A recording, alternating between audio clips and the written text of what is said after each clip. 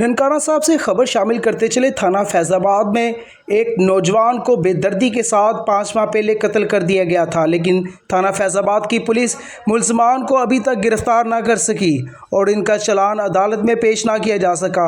शक की बुनियाद के ऊपर जो मुलजमान पकड़े गए थे उनकी भी मुकम्मल तौर पर वेरिफिकेशन ना की जा सकी। ज़िला ननकाना की बेवा खातून की DPO ननकाना साहब, IG पंजाब लाहौर, वज़ीर आला पंजाब मरियम नवाज साहिबा से अपील, गुज़श्ता 3 माह पहले मेरे बेटे शहजाद को अगवा करके कत्ल कर दिया था, मुझे इंसाफ दिया जाए। बेवा खातून हमारे साथ इस वक्त लाइन पर मौजूद हैं जो बात कर रही हैं।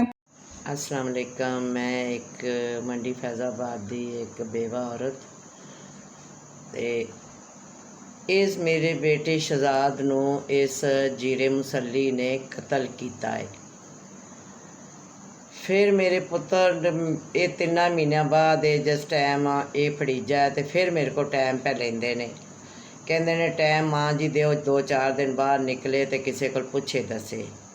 ठीक है, पूछे दसे तो मैं क्या भी मैं तो इजाज़त नहीं दे सकती, तुसी आपे ही इनू जिवें फड़िया है उवें तुसी फिर इनू छड़ सकते हो, उवें तुसी फिर फाड़ सकते हो, मैं कुछ नहीं कह सकती।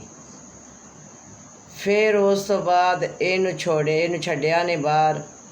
ये 3 दिन इनू हो गया सी इनू छड्डिया ने, ते 5वें दिन मेरे बेटे की लाश बरामद हो गई है।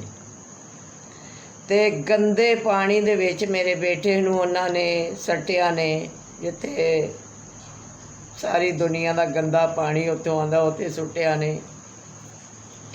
जिथे मेरे पुत्र की लाश बरामद हुई है। ते DPO ननकाना साहब ते IG पंजाब ते मरियम नवाज मेरी बेटी, मैनू जल्द जल्द इंसाफ चाहिए, मैनू इंसाफ चाहिए, मेरी बेटी मैनू इंसाफ चाहिए। कैमरामैन हमजा हुसैन के साथ Usama Mirza, A to Z news point, Faisalabad.